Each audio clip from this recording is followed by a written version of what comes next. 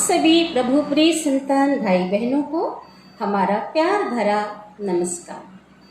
तो आज पुनः हम एक नई रियल स्टोरी लेकर के आप सबके बीच उपस्थित है।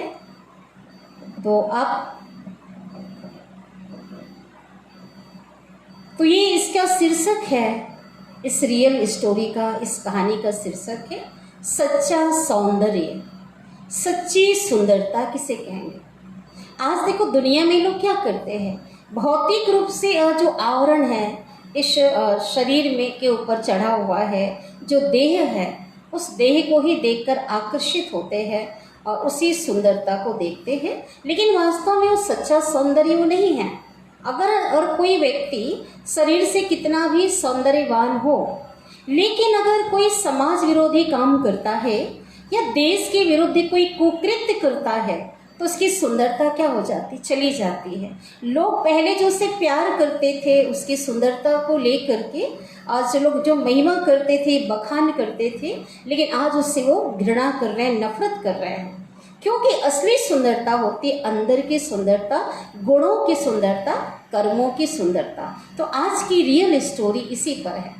महान दार्शनिक, सबने सुना है सुकरात बहुत विश्व प्रसिद्ध महान दार्शनिक हुए हैं।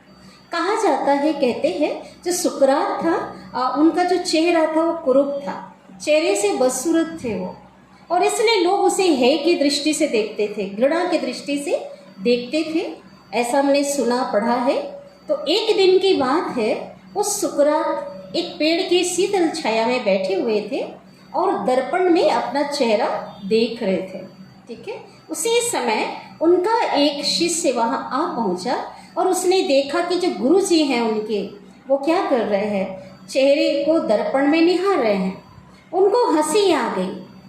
ठीक है, हंसी आ गई और उन्होंने अचानक इसको सुकरात ने देख लिया। अब देख लिया तो उन्हें हंसने का कारण पूछा। अब तो बहुत शर्मिंदगी उसको महसूस हुई उस शिष्य को।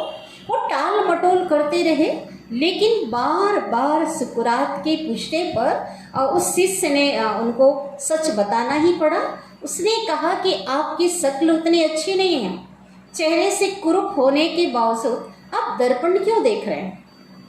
तो इतने अच्छे से आंसर सुकरात ने दिया जो विश्व प्रसिद्ध हो गया। ठीक है, और अनुकरणीय हो गया औरों के लिए। उन्होंने कहा, मैं अपना चेहरा दर्पण में देखकर भगवान को दोष नहीं दे रहा हूँ कि आपने मुझे ऐसा बदसूरत कुरूप बनाया, जबकि मैं ये सोच रहा हूँ मैं ऐसा कौन सा अच्छा कर्म करूँ कि मेरी ये जो कुरूपता है, ये कुरूपता छुप जाए और मेरे वो जो गुण हैं वो लोगों को दिखाई दे और उससे लोग मुझे पहचाने। तो उसने कहा, उस शिष्य ने, इसका मतलब है कि सुंदर लोगों को दर्पण नहीं देखना चाहिए।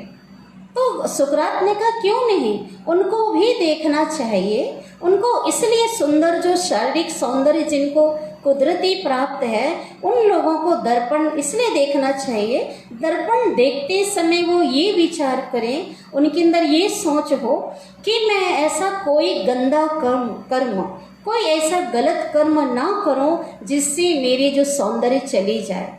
मेरे जो सौंदर्य है, जैसे बाहरी है, ये सदा ये सौंदर्य बना रहे, इसलिए मैं अच्छा कर्म करूं। और सच में ये करके दिखाया महान दार्शनिक सुकरात ने।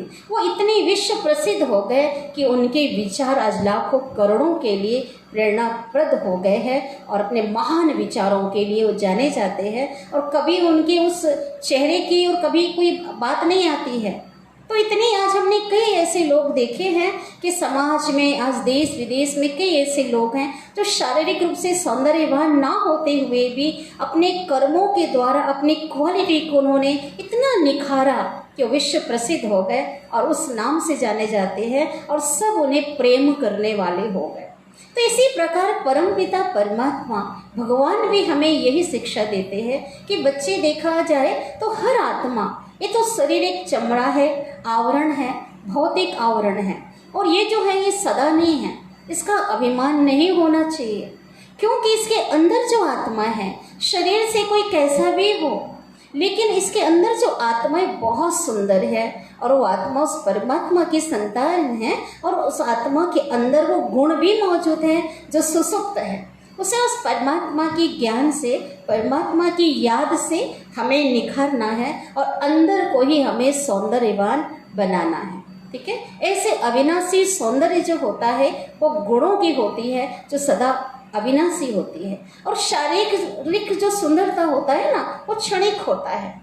देखो, जो सौंदर्य जो शरीर के से प्रेम करने वाले होंगे वो शरीर एक अगर जवानी से बुढ़ापा आ जाएगा तो सौंदर्यता वो चला जाएगा। अगर कोई एक्सीडेंट होता है, कोई दुर्घटना हो जाती है, जल कट जाता है तो भी सुंदरता चली जाती है, लेकिन जो गुणों की सुंदरता है वो सदा बरकरार रहती है।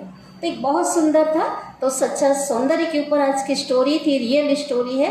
तो हम सबको क्या करना है, हमें भी अपने पिता परमात्मा जो सर्व गुणों के सागर है, सत्यम शिवम सुंदरम, जो सबसे ज़्यादा सुंदर है, तो उनके समान अपने आप को अंदर से हमें निखारना है और हर एक आत्मा के गुणों को ही हमें देखना है।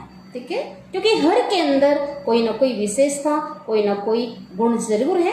इसलिए भगवान हमें कहते हैं भौतिक दृष्टिकोण ना होते हुए तुमको आत्मिक एक अच्छा, एक शुभ दृष्टिकोण सबके प्रति होना चाहिए।